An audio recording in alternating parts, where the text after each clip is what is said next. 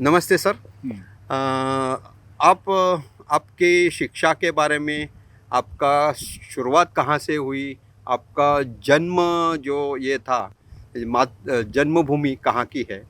आपने मेरा जीवन का सबसे दुखद जो हिस्सा है उसको याद दे दिया।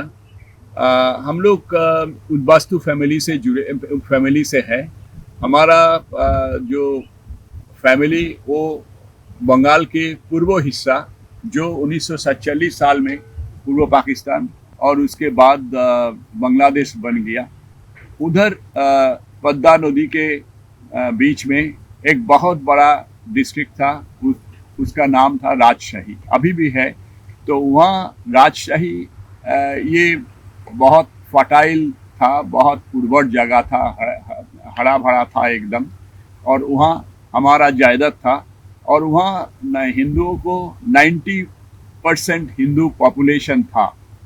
लेकिन 1946 में जो जब दंगा लग गया, पार्टीशन हुआ। हाँ, पार्टीशन तो 1947 में हुआ। उसके आगे जो कम्युनल राइट शुरू हुआ, हंगामा शुरू हुआ, तो हम लोग को साढ़े तीन 7 जनरेशन का, 7 पीढ़ियों का जो हमारा खेती जायदाद घर सबको छोड़कर हम लोग का आना पड़ा।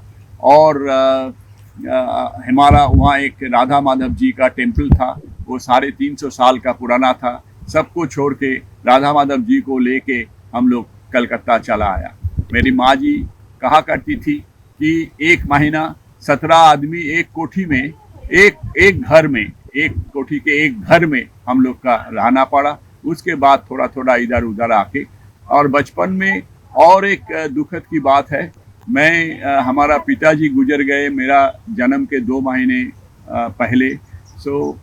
मेरा एक जमाने हमारा जो फैमिली वो डिस्प्लेस्ड हो गया, पिताजी भी चल बसे। तो जन्म बचपन में हमारा एक मामा, मैटरनल अंकल, हम लोग को सपोर्ट किया। बहुत दुख से, बहुत ऑर्डिनरी स्कूल से मैंने पढ़ाई किया।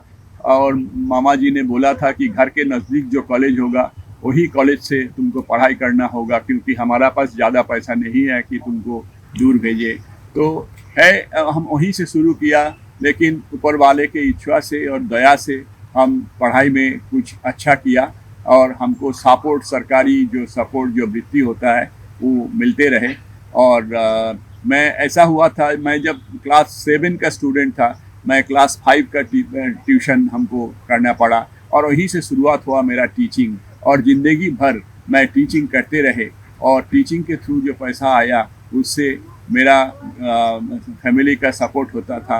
मेरा बहन का शादी दिया, घर बाड़ी सब कुछ उससे हुआ। और ऊपर वाले के बहुत हिस्सा है कि मैं शिक्षा जगत के सबसे ऊपर में चला सके, और मैं कुलपति भी बने पश्चिम बंगाल के एक बहुत बड़ा यूनिवर्सिटी का। तो नई जनरेशन को ये जानना चाहिए चाहे कि 1947 का जो पार्टीशन हुआ है, वो पार्टीशन का फर्स्ट जनरेशन विक्टिम जो है उसको कितना प्रॉब्लम्स, कितना ट्रबल्स झेलना पड़ा, ये सोशल हिस्ट्री का एक बहुत बड़ा हिस्सा है। हमारी हिस्ट्री हमें याद रखनी चाहिए। yes, अगर हम हिस्ट्री भूल गए तो हमारा जो भौगोलिक स्थान भी हम फिर से जा सकता है। हाँ, एक बात और है कि जी हाँ, पार्टीशन तो हुआ है, पॉलिटिकल पार्टीशन हुआ है, लेकिन देश का जो हिस्सा हमारा से निकल गया है, वो भारत माता के जो अखंड सत्ता है उसको नई जनरेशन के हृदय पर जागरूक रखना चाहिए। जैसे जर्मनी एक हुआ है, वियतनाम एक हुआ है, बहुत सारे और देश है। इजराइल भी अपना देश बना सके है। तो ये भी हमारा जनरेशन की पीढ़ी में एक सपना, मैसेज जाना